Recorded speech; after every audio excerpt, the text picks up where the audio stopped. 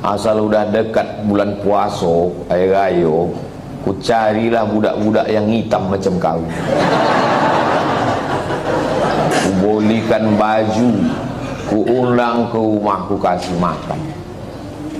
Hilang rinduku ke kau. Ada ibu-ibu, nenek membawa cucu ke masjid, sedangkan cucunya itu meribut, dibiarkannya lari-lari, mengganggu konsentrasi kita sholat atau dengar ceramah. Saya balik ke Pekanbaru ini 2008, sekarang sudah 2025, belum pernah sekalipun marah karena anak menjerit lari-lari, belum pernah sekali. Kenapa Ustaz tak pernah marah? Karena budak itulah nanti yang akan meramaikan masjid. Kalau kita marah ke budak-budak kecil, siapa yang akan sembahyang ke anak jahil nanti? Ada masjid itu kadang tak ada suara anak-anak, sepi, atuk-atuk semua. Patutlah tak ada ribut, batuk aja isinya. Cuman kadang kan tak semua emosinya bisa stabil macam Ustaz Somad. Makanya win-win solution, jalan tengah, macam yang dibuat di Masjid Agung An-Nur. Dulu Masjid Agung namanya, sekarang berubah Masjid Raya. Yang level provinsi Masjid Raya, yang level kabupaten kota Masjid Agung. Dulu Masjid Agung An-Nur itu, saya kan rutin jadwal di situ. Waktu tarawih, pulang saya tarawih, anak-anak saya tengok dibuat satu sop khusus di belakang. Heran saya, kenapa anak-anak ini tak meribut? Rupanya ada satu petugas pakai baju hijau, membawa rotan sebesar ini. Dia tak sholat, dia khusus mengawas. Pas saya jumpa, pas saya tengok gini, senyum dia. Ustaz, saya bilang, mau kau bantai anak-anak? Enggak Pak Ustaz, kalau saya pukul marahlah ayahnya. Jadi untuk nakut-nakuti aja. Bagus. Jadi nanti diangkat ada satu security khusus untuk anak-anak. Jangan anak diletakkan di celah. Letakkan celah. Pertama, anak ini memutus sop, kecuali anak saya. Anak saya tak memutus sop. Kenapa? Karena ujung senapan angin sudah dipotong. Karena di dalam itu ada najis. Yang kedua, kenapa anak ini diletak di samping? Anak ini belum mumayyiz. Macam mana cara membedakan udah mumayyiz sama belum? Kalau dia meribut, kita gini kan, itu udah mumayyiz. Tapi kalau dia meribut, kita gini kan, dibalasnya balik kawa. Tuh, jangan dibawa. 4 tahun ke bawah tak bisa. Dibawalah budak umur 3 tahun, diletakkan di celah samping kita. Begitu kita takbiratul ihram, Allahu Akbar, dia pun berjalan, berlari. Di samping ini ada atu-atu yang kacamatanya di bawah. Asal budak ni lalu, atu ni takut. Itu waktu salam tuh cuman sekali aja salam. Salam tuh ke kanan cuman. Assalamualaikum warahmatullahi apa? Berkelahi di masjid. Kalau ada di perumahan ini 100 orang, yang ke masjid itu 50, sudah banyak kali itu. Yang 50 ini pun berkelahi pula lagi di masjid. Bertinju di masjid gara-gara budak berkelahi. Apa kata orang yang tak sembahyang? Untung kita tak ke masjid. Tolonglah kita jaga persatuan ini. Bisa dipahami? Jelas. Insya Allah kalau saya ceramah jelas. Kalau ada orang bilang Ustaz Somad itu tak jelas, telinga kau pokak.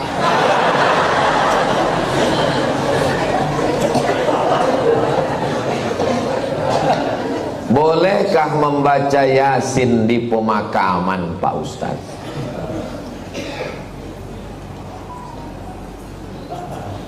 Kata Imam Nawawi, meninggal tahun 676.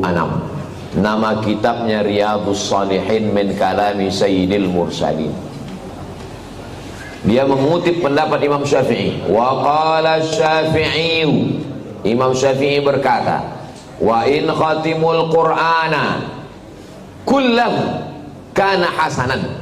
Seelok-eloknya, sarancak-rancaknya dikhatamkan sahatam Quran, bukan surat ya khatam Quran. Saya tak bisa membacakan sekhatam Quran di makam emak saya karena makamnya di Sumatera Utara. Saya mau pergi, saya membaca di rumah. Di makam saya minta ada orang membacakan sekhatam di makam almarhumah emak saya, mengamalkan fatwa Imam Syafi'i yang seelok-eloknya dikhatamkan di kubur itu sekhatam. Kalau tak sanggup sekhatam, maka bacalah hatinya Al-Quran 30 juz 114 surat tuh. Mana hatinya? Wa qalbul Quran ya. Itulah mengapa kalau kita ziarah kubur membaca surat ya. Ada 3 hati. Yang pertama qalbul Quran, yang kedua qalbul lail, yang ketiga qalbud da'i. Qalbul Quran hatinya Quran Yasin. Qalbul lail hatinya malam sepertiga malam jam 2. Qalbud da'i hati orang yang berdoa ketika tahajud. Berjumpa 3 hati, hati Quran, hati malam, hati manusia. Maka kata Imam Az-Zabidi dalam kitab Syarah Ihya Ulumuddin, mungkin terkabul doa kalau ketemu 3 hati. Maka bacalah surat Yasin pada saat tahajud malam, habis itu berdoa kepada Allah. Apa kata Imam Ibnu Katsir tentang surat Yasin? Ma quri'a fi amrin asirin illa yassarahullah. Kalau dibacakan kepada perkara yang sulit, yang susah, dimudahkan Allah.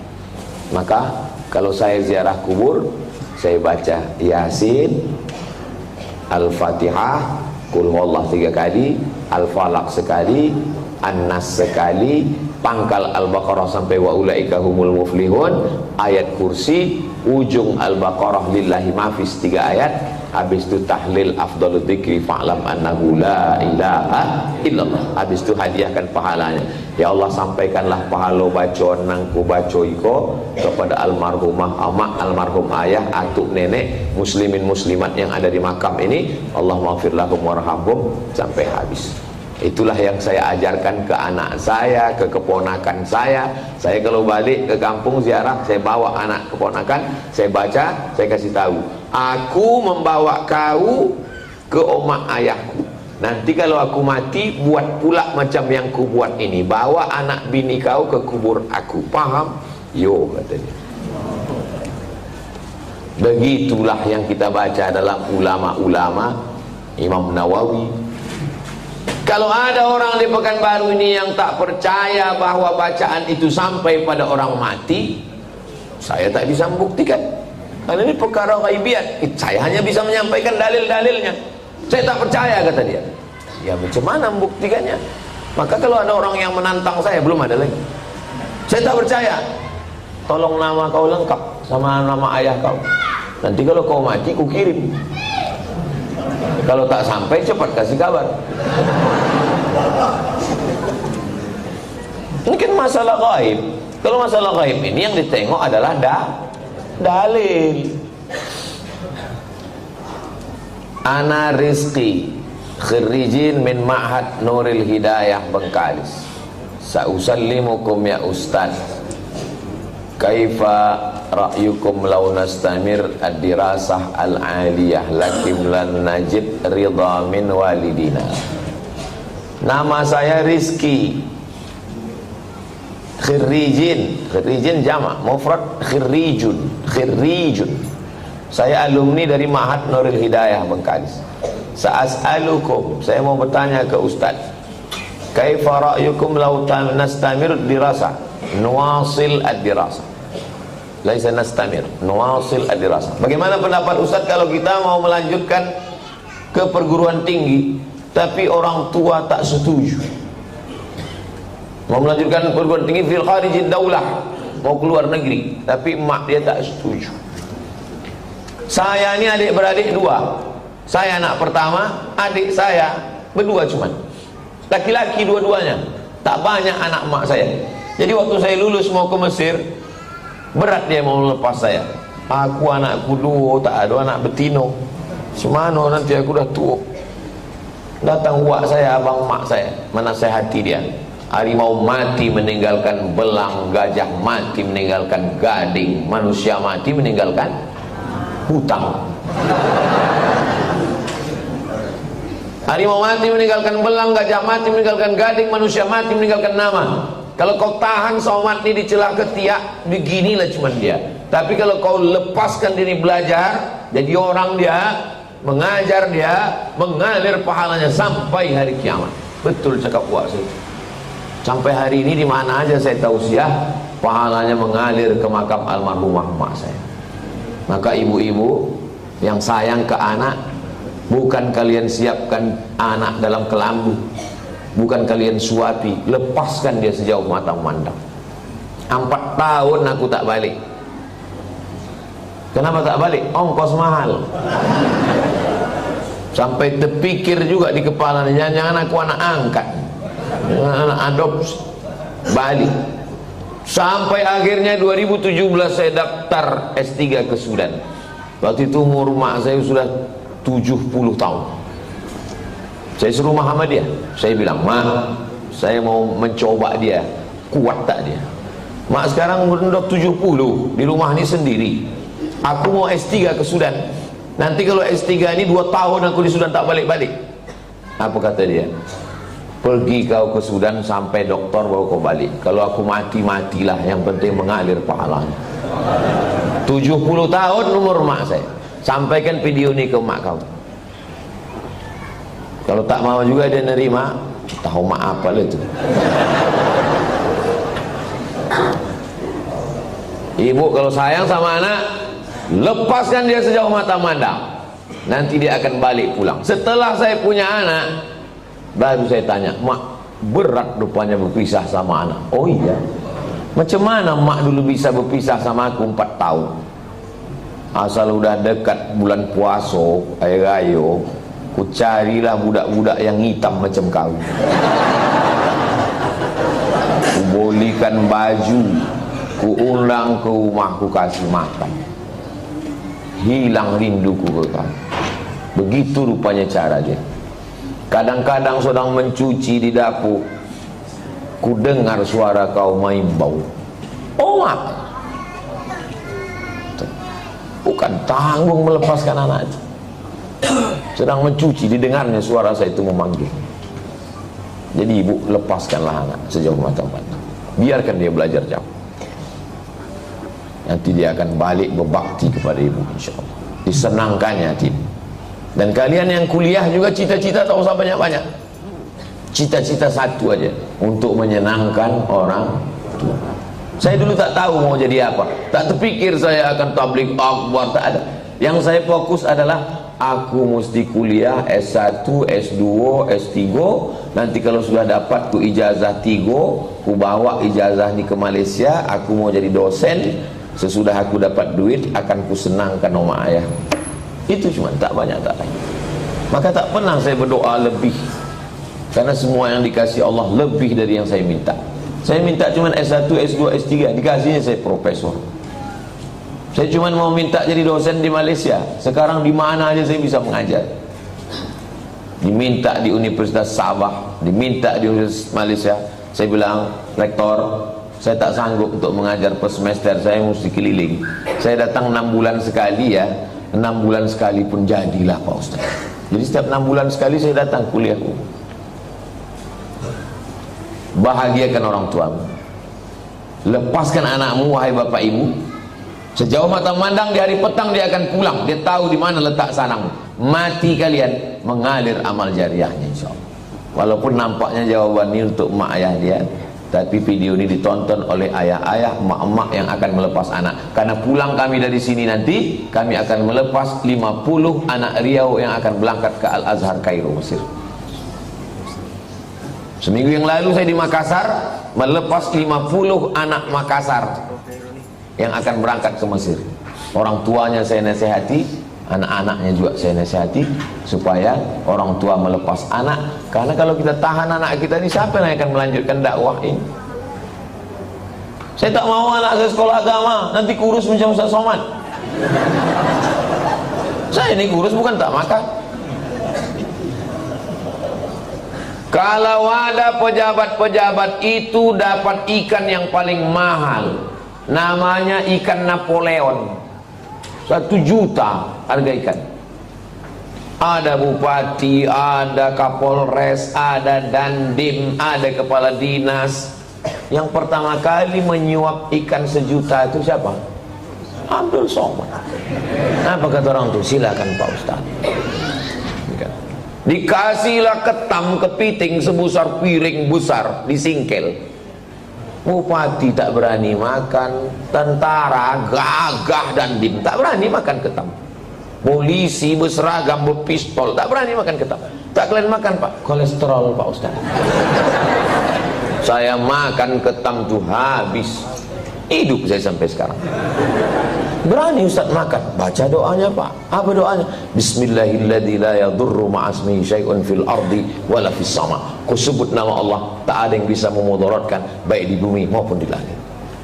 Nanti kalau saya sakit Pak Ustaz, aku tak tanggung jawab.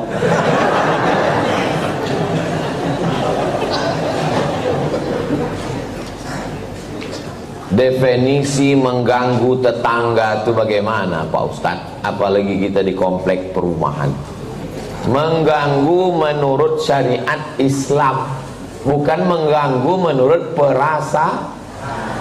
Kalau menurut perasaan, perasaan ini lain orang, lain kepala, lain orang, lain hatinya.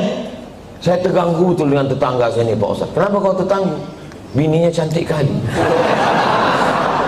Cantik ciptaan Allah. Jadi yang maksud mengganggu itu adalah kalau bertentangan dengan syariat Islam. Saya terganggu dengan tetangga saya ini Pak Ustaz. Kenapa? Melihara anjing dia Pak Ustaz. Oh, dalam Islam melihara anjing hanya boleh untuk menjaga kebun dari pencuri. Tempat kita aman, rumah rapat, maka tak ada alasan. Maka kita lapor ke RT RW, musyawarah, dudukkan bersama. Kadang jamaah ini mau mengambil hukuman segera, saya racun aja lah Pak Ustaz. Dipasang racun, rupanya anjing itu tak makan, ini makan kucing, awak mati kucing. Dimusyawarahkan. Wa amruhum syura bainahum. Hari libur, hari Ahad, rumah dekat-dekatan, dipasanglah lagu bum bam bum bam bum bam. Belilah earphone. Berapalah harga earphone? Dengar sendiri. Bum bam. Jadi dipasang di komplek. Kan tak semua orang suka lagu itu. Apalagi di situ ada orang-orang tua yang jantungnya tak kuat. Mendengar itu, kata dia mati. Ini mengganggu. Menurut syariat pun tak betul.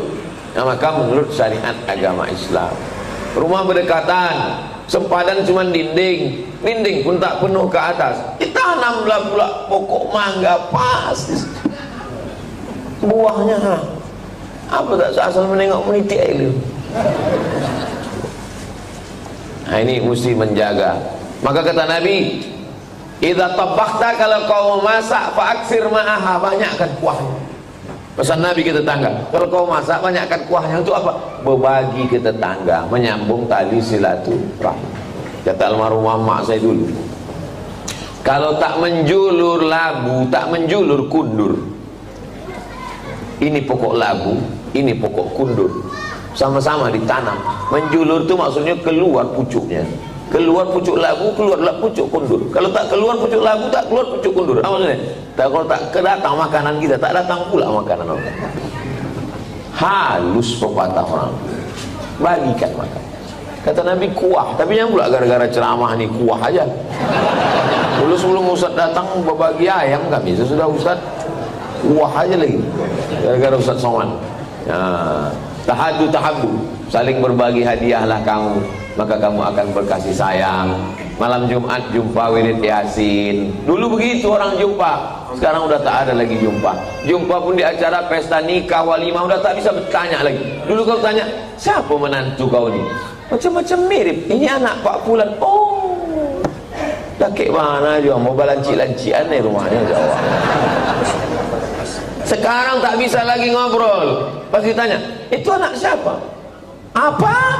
Anak siapa? Suara musik, bum bam bum bam bum bam. Tak ada lagi silaturahim. Pas ditanya, itu menantu kau? Apa? Tak ada lagi silaturahim. La salam wala kalam. Alhamdulillah, Masjid An-Najah ni tempat kita bersilaturahim. Datang ke masjid, buat wirid Yasin malam Jumat, baca Yasin habis maghrib, habis itu habis isya acara makan bersama. tak ada duit, kumpul iuran. Di Malaysia itu setiap masjid itu ada dapurnya.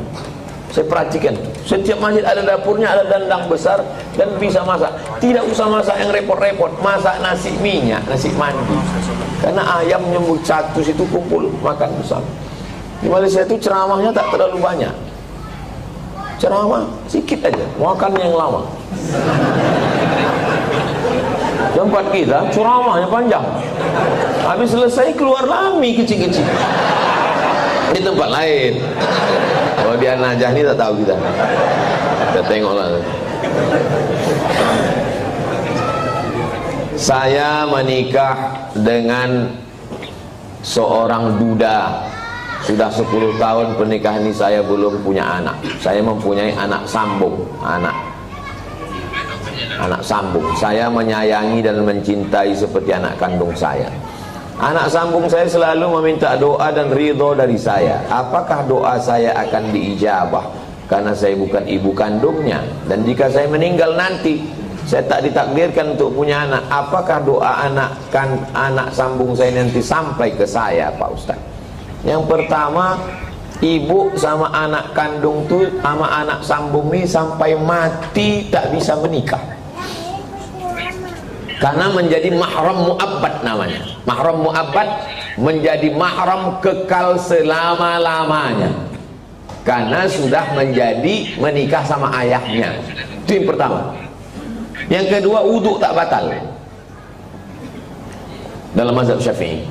Yang ketiga, seandainya saya lewat di kuburan di depan Hotel Mutiara Merdeka dekat Leton, saya mau pergi nih, lewat kuburan itu saya baca doa, Assalamualaikum ya ala diyar minal mu'minin wa inna insyaallah bikum lahiqun yarhamullahu mustaqdimin wal mustakhirin nasallallahu wa nakumul afiyah Allahumma fir lahum warhamhum. Doa saya sampai apa tak sampai? Doa saya sampai apa tak sampai? Sampai. Padahal saya tak kenal sama orang itu. Sampai doa. Apalagi anak sambung. Kenapa ragu doa tak sampai? Oh, jadi doa sampai Pak Ustaz? Sampai. Lalu apa makna dalam hadis itu? Waladun salihun. Maksudnya amal saya kepada orang mati itu sampai. Bukan tak sampai. Amal kita ini semua kepada orang mati sampai. Kalau tak sampai amal kita kepada orang mati, tak ada sholat jenazah. Sholat jenazah itu amal orang hidup apa orang mati? Orang hidup untuk orang mati. Jadi kalau ada orang mengatakan amal orang hidup tak sampai kepada orang mati, nanti pas dia mati jangan sembahyangkan. Bisikan, kau dulu bilang tak sampai kan? Tak sampai kok. Amal orang hidup ini sampai ke orang mati. Terus Pak Ustaz itu katanya anak yang soleh. Masih fokus nih, masih fokus. Ini Abdul Somad. Abdul Somad ini kalau mati amalnya kan putus semua kan? Putus kan? Masih bisa dia ceramah? Putus. Masih bisa dia sholat sunat Isra? Tapi ada 3 amalnya yang dulu tak putus. Yang pertama, shadaqatun jariyah.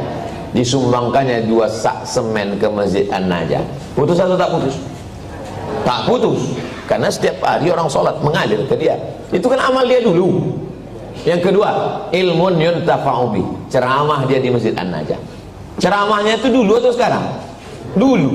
Habis mati tetap mengalir, diamalkan oleh jamaah. Yang ketiga, anaknya. Anaknya itu kan amal dia itu. Yang ketiga, inilah orang bingung. Anaknya kok amal dia, Pak Ustaz? Kalau bini itu cuma ditengok aja bisa dia hamil. Jelas? Tak jelas juga payahlah aku menjelaskan. Anak saya itu amal saya. Amal saya. Jadi hadis itu bukan bercerita hanya doa anak saja yang sampai. Hadis itu mau menceritakan amal-amal dulu tetap mengalir sesudah salah satunya anak. Jadi yang tak punya anak atau meninggal jomblo, tak usah takut, kami mendoakan. Ini Ustadz ini emosi, tidak emosi. Memang begitu dia kalau menjelang sarapan tuh memang begitu.